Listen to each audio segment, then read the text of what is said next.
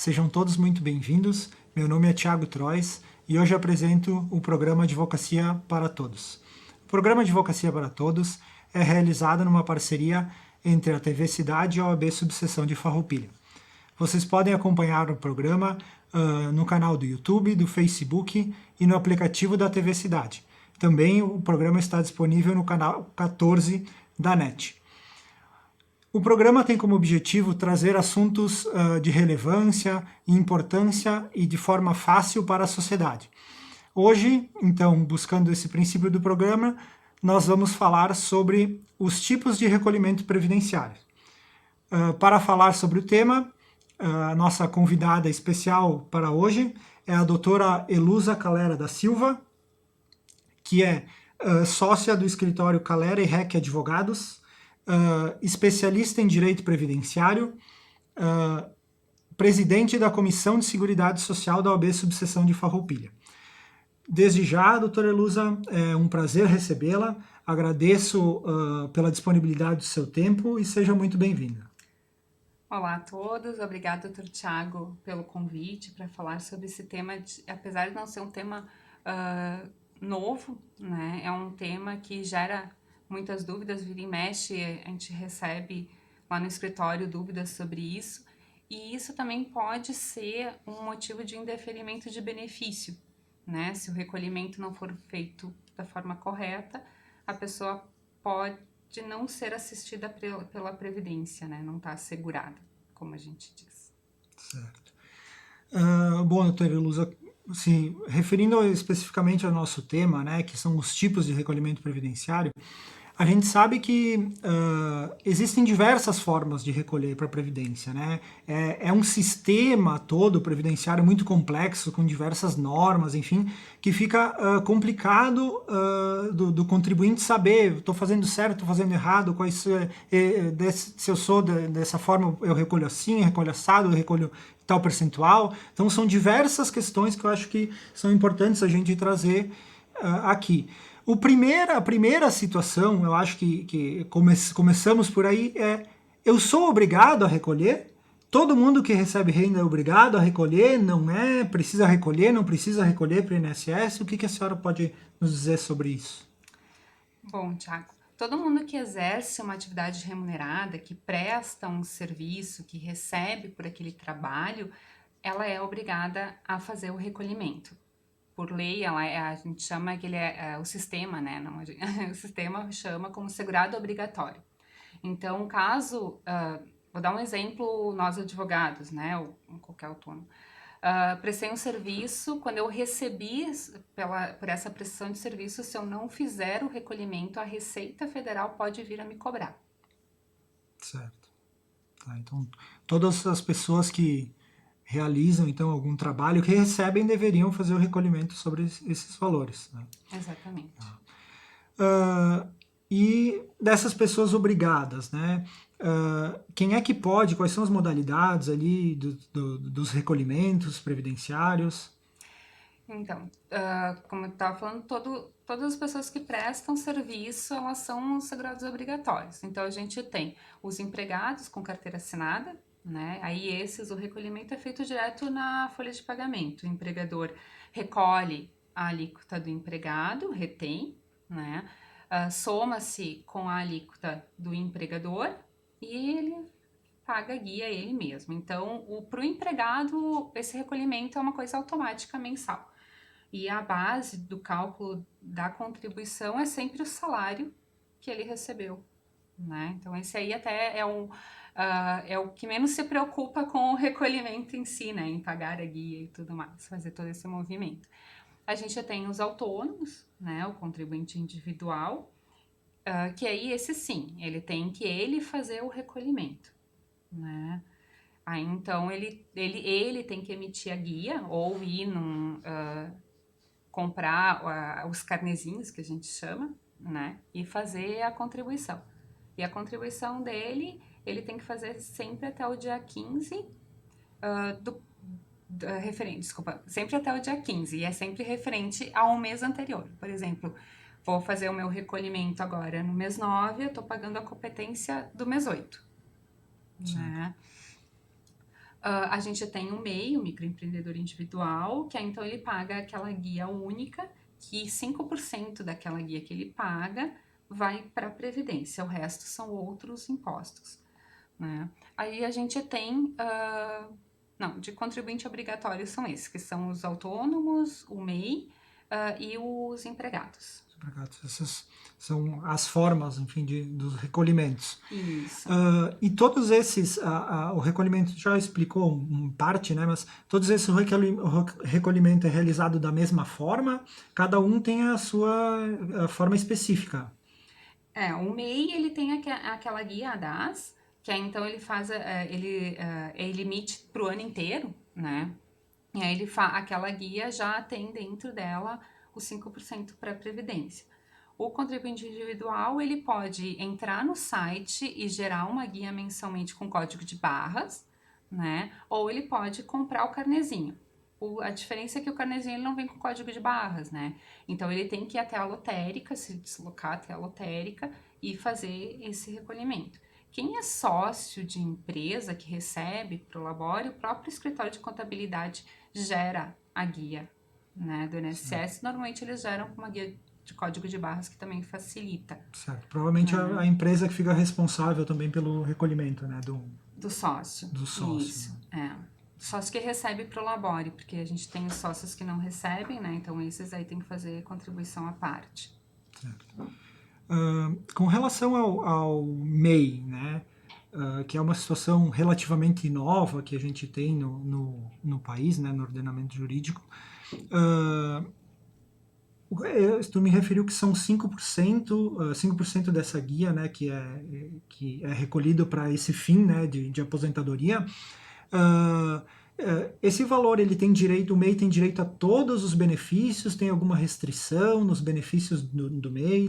Como é que funciona essa situação do MEI especificamente? O MEI, ele é uma ótima saída para os prestadores de serviço, né? Porque esse recolhimento, ele dá direito à aposentadoria por idade, né? Aos benefícios por incapacidade, que é auxílio-doença, aposentadoria por invalidez, a pensão por morte, salário maternidade e auxílio reclusão. Então, ele está assistido.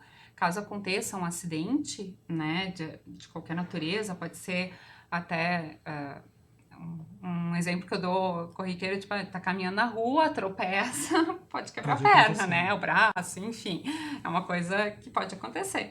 E aí vai ficar, não vai conseguir trabalhar, né, e vai precisar de uma renda para poder se manter. Então, essa contribuição, ela é válida muito para isso também, né? Claro que dá direito à aposentadoria por idade, né? Ela não dá direito a outra categoria de aposentadoria, né? Mas ele vai estar assistido. Nesses recolhimentos do MEI, né? Então, tem o benefício que ele não teria seria o recebimento de aposentadoria por tempo de serviço. Isso aí. Inicialmente, ele não tem direito à aposentadoria por tempo de contribuição. Ele pode vir a ter direito se ele recolher uma alíquota de diferença, porque o MEI ele recolhe 5%, né, que nem tu já referiste, para o INSS, né, então ele vai ter que fazer o recolhimento da diferença de 5% para 20%, né, para ter esse direito da aposentadoria por tempo de contribuição. Então, quem se enquadra numa das categorias da regra de transição, numa das possibilidades ali de aposentadoria antes da aposentadoria por idade, quando fechar os requisitos, ele pode fazer esse requerimento para o INSS. O INSS vai emitir essa guia de complementação, né? Vai complementar e aí a partir dali vai ter direito à aposentadoria por tempo de contribuição. O MEI ele tem que se preocupar em algum momento fazer esse recolhimento? Tem algum prazo para fazer ou tem algum momento determinado esse recolhimento complementar? Não, o recolhimento complementar ele vai fazer no momento que ele fechar os requisitos da aposentadoria por tempo de contribuição, tá? Essa guia ela vai ter que ser pedida ao INSS junto com o pedido de aposentadoria, né? O servidor do INSS vai analisar e vai gerar essa guia para ele fazer o pagamento. E aí, no momento que ela é gerada, ela tem a validade dentro do próprio mês que ela gerou. Por exemplo, fez o pedido, o INSS analisou hoje, né, o servidor do INSS. Então, ele vai emitir a guia e essa guia de complementação tem que ser paga até o final deste mês. Isso Certo. sim, ele tem esse prazo lá na frente, né? E aí, nesse caso, seria interessante procurar um profissional especializado na área para fazer um cálculo para ver o que vale a pena, né? Se vai valer a pena recolher essa diferença ou não, ou aguardar a idade, né? Isso também envolve muito o histórico de contribuição, porque tem muitas pessoas que trabalharam com carteira assinada, né? Prestaram serviço para pessoa jurídica, teve outros recolhimentos do passado, né? E aí agora nesse momento está como MEI. Então tem que ver o que vale a pena, né? Porque a gente está falando de aposentadoria, é uma coisa que a pessoa vai receber esse benefício por 30, 40 anos, né? Muitas vezes a gente não tem depois que começou a receber, a gente não tem como fazer uma intervenção ali para revisar esse benefício. No decorrer da vida, né, de uma pessoa, de qualquer pessoa, é muito difícil que ela permaneça durante todo o período fazendo os mesmos recolhimentos e a mesma coisa, né? Pode ser que já recolheu como sócio de empresa, pode ser que já recolheu como empregado, recolheu como MEI, fez diversos recolhimentos. Então, eu acredito que buscar algum profissional que conheça, enfim, entenda no momento da aposentadoria, enfim, no momento de fazer a solicitação, eu acho que é muito importante, né? Para fazer esse cálculo que, diga-se de passagem, não é uma coisa simples. Mas ainda agora com as regras de transição, né? E também com a reforma da Previdência, a gente teve ali a possibilidade de excluir vários salários que antes a gente não poderia fazer exclusões. Então, o planejamento previdenciário ele vem como um investimento para o futuro, né? Porque de repente não vai valer a pena para mim ficar recolhendo sobre o salário mínimo daqui para frente. Vale a pena eu fazer as contribuições sobre o salário maior, né? Certo. E lá na frente ter um benefício melhor. Só que, Tiago, é importante também as pessoas saberem que assim, não é assim, né, agora falando, até lembrei que de repente fique fácil falar assim, saiu recolhendo sobre um salário maior, menor, mas tem que fechar com o que eu recebo do meu trabalho, né? Tem que fechar com o que eu declaro para a Receita, né? Então, o imposto de renda e as contribuições têm que caminharem juntos. Claro. Com certeza, o recolhimento, o percentual incide sempre sobre o valor que tu está recebendo, né? Isso. Via de regra, deveria ser assim, né? Isso é. Deveria ser assim. A gente sabe também que, permanecendo na questão do MEI, né? Como não tem, como não é uma empresa, né? Às vezes não tem uma contabilidade, não tem ninguém que faça assessoria, esses recolhimentos acabam passando e não são realizados, né? É possível realizar esse recolhimento em atraso? Como é que funciona esses recolhimentos que porventura não foram pagos, né? Tem algum prazo para se pagar? Agora a Receita até gerou, né? Noticiaram bastante sobre o ano de 2016. Né? Quem tiver com um MEI em atraso do ano de 2016 vai ser inscrito em dívida ativa. Né? E aí sim, os juros é bem diferente, já começa um outro tipo de procedimento. Então, eles têm até o final desse mês, aqui de setembro, para colocar esses recolhimentos em dia. O MEI, ele pode fazer esses recolhimentos em atraso, né? Tem que emitir novas guias, tem que entrar no site da Receita para fazer a emissão dessas guias. Podem procurar um contador para fazer a emissão dessas guias ou entrar no próprio site da Receita. Mas sabe, Tiago, que é muito importante as pessoas manterem esse recolhimento em dia, né? Porque senão ele não vai ser assistido pela Previdência, principalmente nos benefícios de incapacidade, pensão por morte, auxílio reclusão. Então ele não recolhe só para eles. Tem que pensar que ele está recolhendo para a família também, porque se ele vir a faltar, né, e os recolhimentos estiverem em atraso, a família não vai ter direito à pensão por morte. Né? Então, esse recolhimento, assim, quando a gente pensa, é para mim lá na minha aposentadoria, sou novo, sou nova, né? Lá eu vejo o que eu vou fazer, Acontecer. né?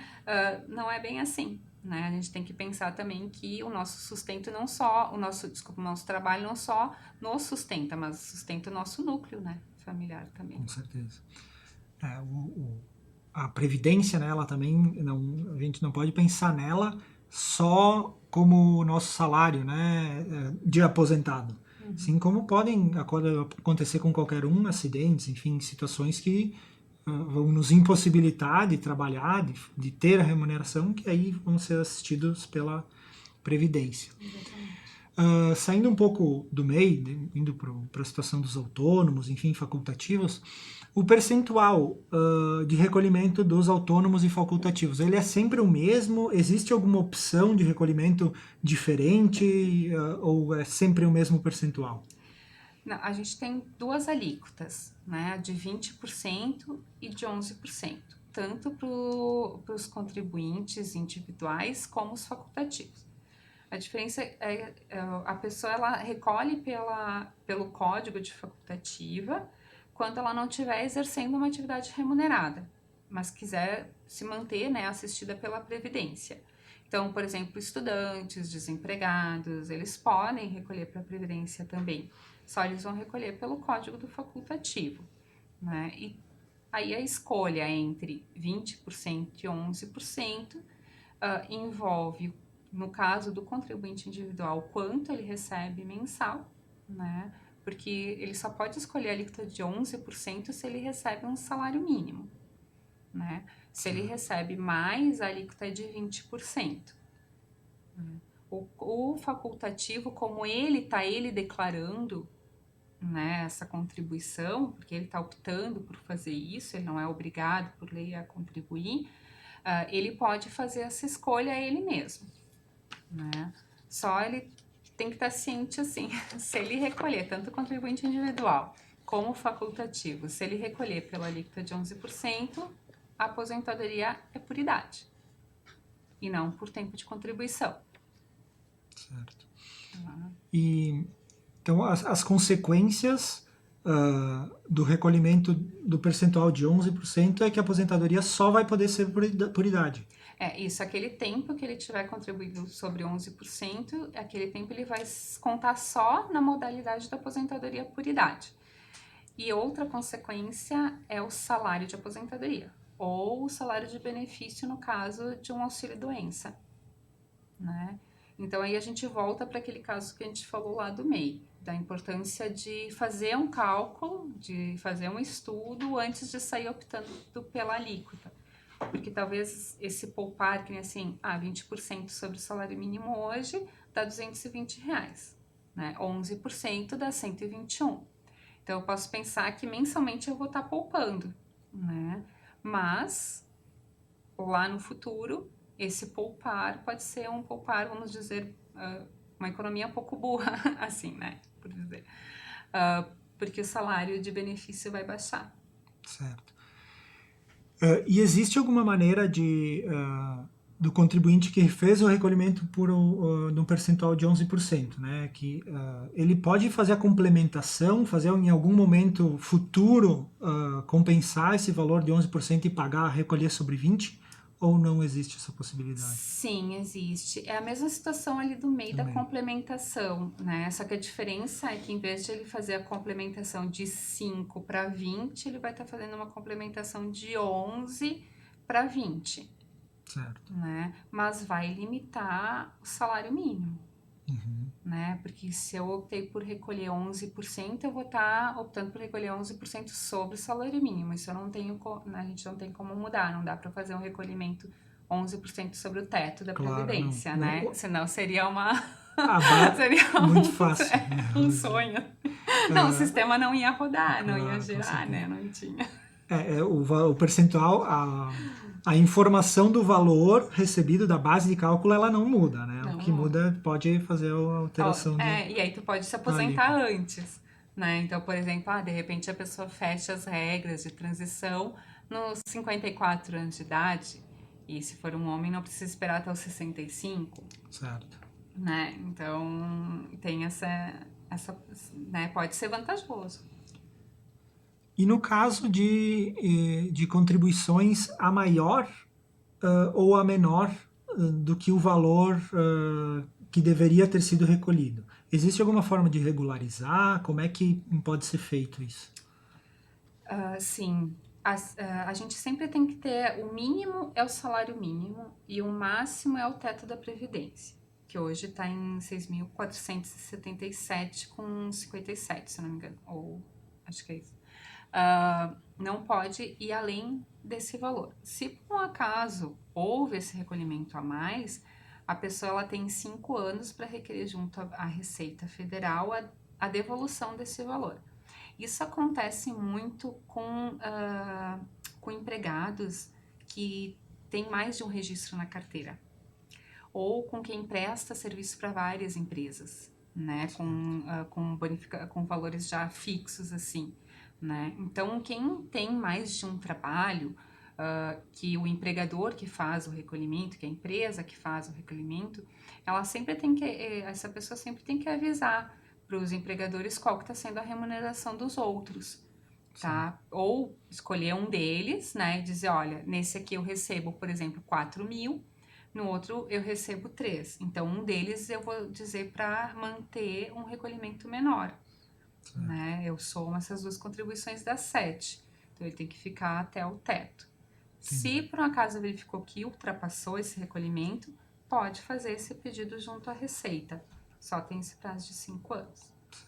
E no caso de recolher a menos o salário mínimo, esse mês que a pessoa recolheu a menos o salário mínimo, ele só vai contar para um benefício se ela recolher a diferença, né? Ou agora, depois da reforma, a gente tem uma outra possibilidade, que é juntar dentro do ano calendário duas contribuições inferiores ao mínimo, né? Ou uma contribuição que já deu com a outra para fechar. Só que nesse caso, pode ser que, né, os ouvintes, enfim, é melhor que eles procurem um profissional. Porque se eles têm que entender assim, ó, se eu escolho, por exemplo, em janeiro e abril, eu tive um recolhimento menor que o salário mínimo, né? Agora chegou o momento de eu pedir um benefício, não importa qual benefício. E eu preciso de algum tempo, eu preciso desses valores, né? Aí eu decido somar esses dois tempos. Só que em vez de eu ter 2 meses, eu vou ter um.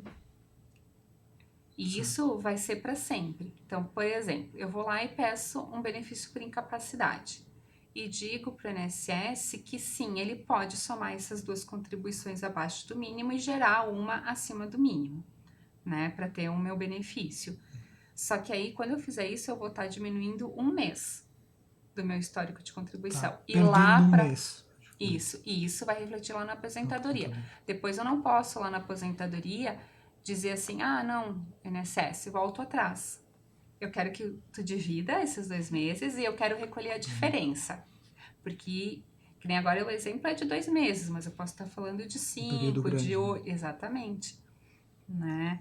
E aí, então, essa escolha ela tem que ser bem pensada e bem calculada. Então, realmente, nesse caso, seria interessante procurar um profissional para ponderar as opções.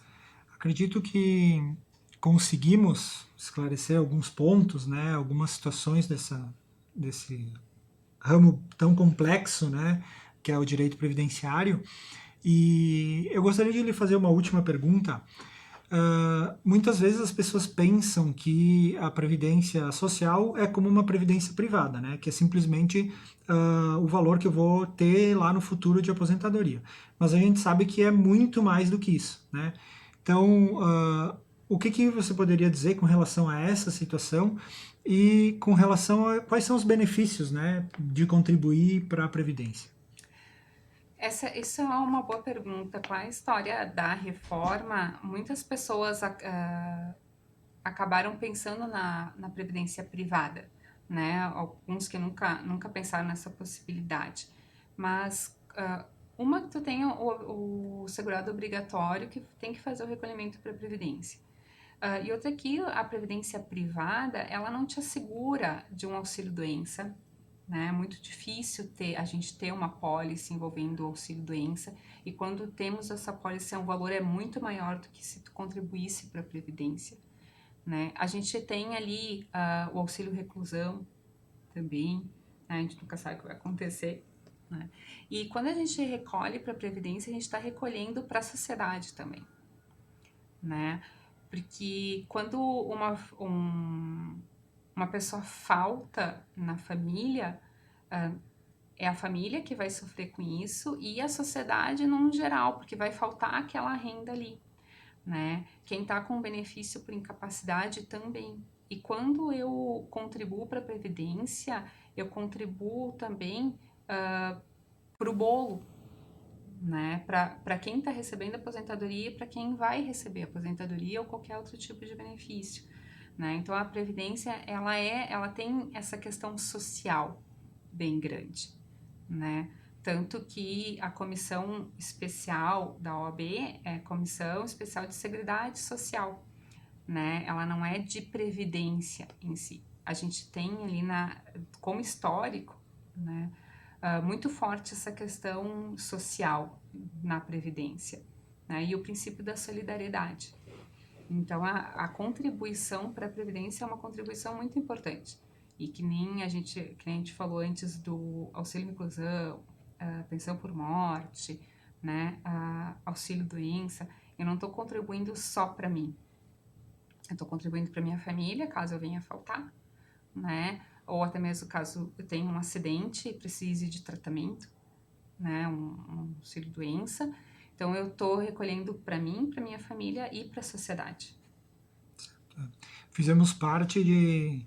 A gente às vezes não se dá conta, né? Mas a gente faz parte de um grande sistema, né? Que vai refletir em algum lugar, né? Essa falta de contribuição, enfim, o não recebimento da Previdência vai refletir em algum lugar. Em alguma ponta vai estourar. Exatamente. Gostaria de lhe agradecer, nosso tempo se esgotou. Já foi. Muito obrigado pela disponibilidade do tempo, muito obrigado por estar aqui para a gente prestar alguns esclarecimentos para a sociedade.